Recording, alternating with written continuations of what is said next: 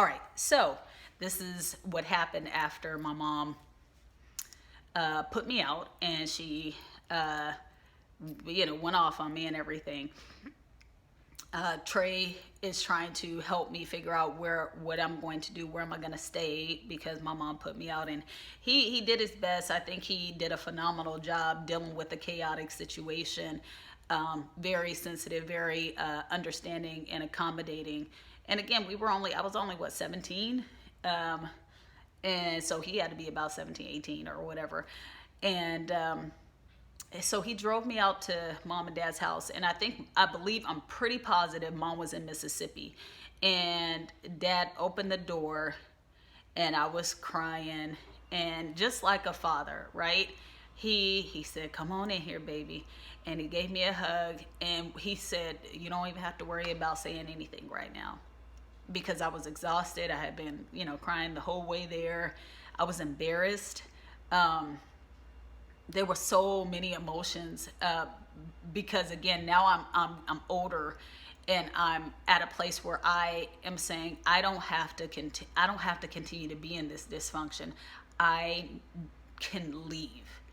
But it was hard because I had been with my mom and been a protector in my head, and making sure she was covered, making sure that we were together. And so it was hard for me to break away from the dysfunction. So anyway, I came in, dad gave me a hug and said, "Baby, go in there, go into Bria's room and lay down, just go to sleep."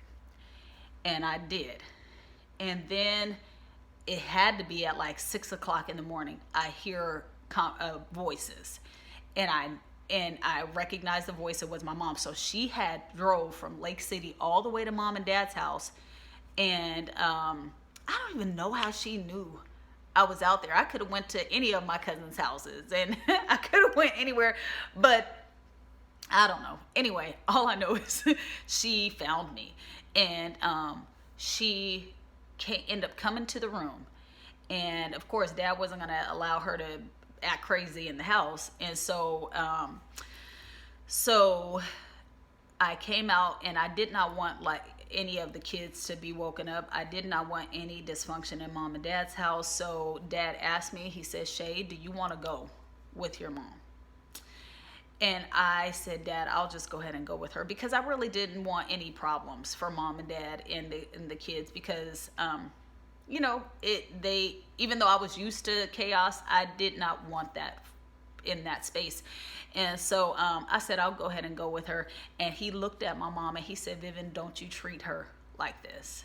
He said, "You need to, whatever you're going through, you need to get yourself together, and you better not ever put her out again. And you better not ever make her feel, put her in this space."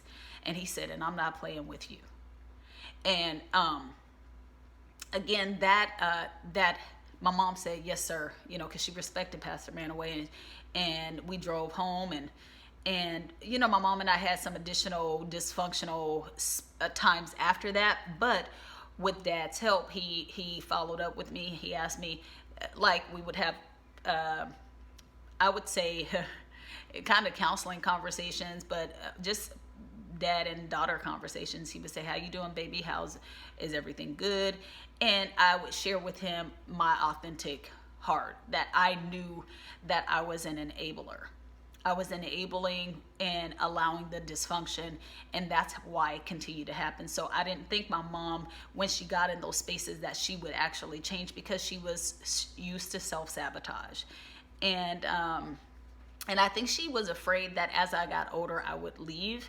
And so I think she felt like she would be in control of that and push me away before I left. And she, again, when I have time to tell you more, I'll share more about why I feel like that. But I told dad I couldn't leave. And he said, "Shay, you're about to be a senior. You need to figure out where you're going to go to school and what you're going to do." And I had visited Texas, and my mom's older brother lived here, and I said, I could go to school in Texas. And he said, "You need to go. It's time for you to go, because you got to break this dysfunction that you and your mom have both attributed to for years, because it's not healthy for either one of you." And I told him I just didn't know how. I didn't know how to do that. Like, if I left her, how would I know she would be okay? Because it's just been us. And anyway, it was a lot. And he just guided me through that, and assured me that God would cover it. And every time I stepped out of my lane, so as an enabler, enablers, let me say this, enablers tend to continue to feed a dysfunctional situation, and it makes it worse. And so we typically step out, we don't stay in our lane. And so in this instance, I just learned that God was saying, Shay, stay in your lane. If I'm dealing with your mom with some things, I don't need your help. If I ask you to help, I will. But if you go before me and you help your mom and you act as though you're her safety net, then you're going to continue to have this dysfunction. And that's not going to be good. And so I ended up just leaving. And Trey ended up taking me to the airport, and I left. And that was hard for me to leave. But it helped me, again, acknowledge that I was attributing to the dysfunction, and that because I was attributing to it, I also had the same power to actually not feed something that was not healthy for my mom or me. And so I made that decision, and eventually my mom and I went through some other years of dysfunction, even when she was in Seattle, and then she moved to Texas and moved back to Seattle. Anyway, eventually we broke that cycle of dysfunction. And as she journeyed the last few years of her life, we had an amazing relationship. She had learned to not be so comfortable with self-sabotaging everything because of fear. And so and God allowed me to know that because I stayed in my lane and I refused to be an enabler and an attributor to dysfunction, that I was able to see my mom grow into an amazing space that she had never experienced before, at least 3 to 4 years leading up before she passed. And so again, I share all that to say that had Dad not taken the time to invest, not taken the time to bring me in and comfort me, and then not only comfort me during the hard time, but also say, okay, Shay, it's time for you to pony up on that courage and use it. And it may not feel good and it may not feel comfortable, but watch the growth, not only for you, but also for your mom and for your relationship. So that was, again, him as a pastor and a teacher, sharing with me the word and what was reality, but also sharing with me the love and the strength and the protection of a father. And so anyway, I can go on and on about that topic, but that was just amazing for me. And so the last topic that I will highlight is I shared that he also showed me, he was an example of what a servant leader was and what that looked like, and how it was very much important to thread in a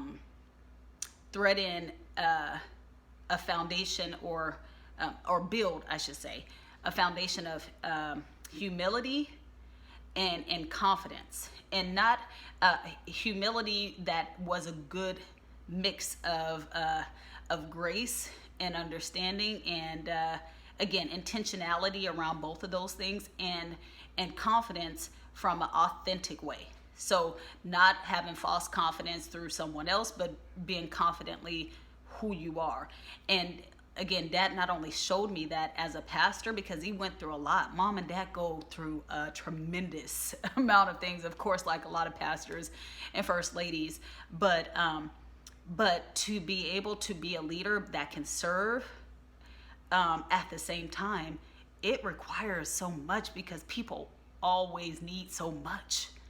And so he taught me that even as a servant leader, you have to balance these things, and you can't give everybody everything, right? But you also, even when you're extending humility and grace and things like that, that doesn't mean that you pour yourself out completely, because that's not what God entails, right? Or that's not what God expects. But he expects you to ask him, how to operate in that so that you do it effectively. Confidence and authentic confidence. Again, God expects for us to ask him how to operate in it, because again, it doesn't mean that you're a yes person.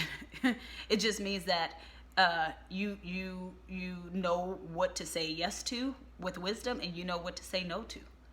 And so I'm grateful for all of those lessons, because again, that has helped me to be a servant leader in my community, to be a servant leader in my home, to be a servant leader at a financial institution that I've been at for 19 years. That has been tremendous, because again, I have great responsibilities and I love people and I love pouring into people as well. But at the same time, I have to balance it out, because I have a lot that God wants me to do, and I have to be careful with how I pour my effort, my energy out. And if I wasn't shown that by mom and dad, and sometimes dad was very, very much open, and mom was very much open and forthcoming with when they had given a lot and it had depleted them, and how that doesn't serve anybody well, and how people won't ever notice when they take a lot out of you, right? They don't intend to take out. Some people do, let me just say that. But other people don't intend to take as much out. And our leaders also need to be poured into. And oftentimes people don't think about that either, right? And so anyway, I'll just conclude by saying thank you so much, Mom and Dad. Thank you, Pastor Manaway, for all that you continue to do for people in so many different ways. Thank you for being an amazing bonus dad. Thank you for sharing your family with me and trusting me with all of my little siblings from a young age, right? I was a high school girl with all the Manaway kids, and we were going to movies and different things and having a great time, but you trusted me, which gave me confidence that I didn't know I had, right? And we just had a great time with each other. Bria and I had a great time fussing at each other back and forth about wearing saltwater sandals and socks, and she would get on to me about different things, which I absolutely loved, those memories. And the boys just having a great time, going to Toys R Us 1,000 times, JoJo, for wrestling toys, and Robbie and Buna and Chi-Chi, just amazing, well, kids at the time, but young adults now. And I just was blessed to have the opportunity to be embraced by the family. So in this instance, because Dad, as the leader, embraced me as his bonus daughter, I got the benefits of having a bonus mom and bonus siblings. And so I'm grateful, and hopefully you were able to take something away from this video. And and if you know Pastor and Sister Manaway, take time, and the kids, take time to continue to encourage them and thank them for what they've invested in you at any stage and space of your life. All right, y'all have a great day. Thank you so much, and I'll talk to you next Sunday. Bye-bye.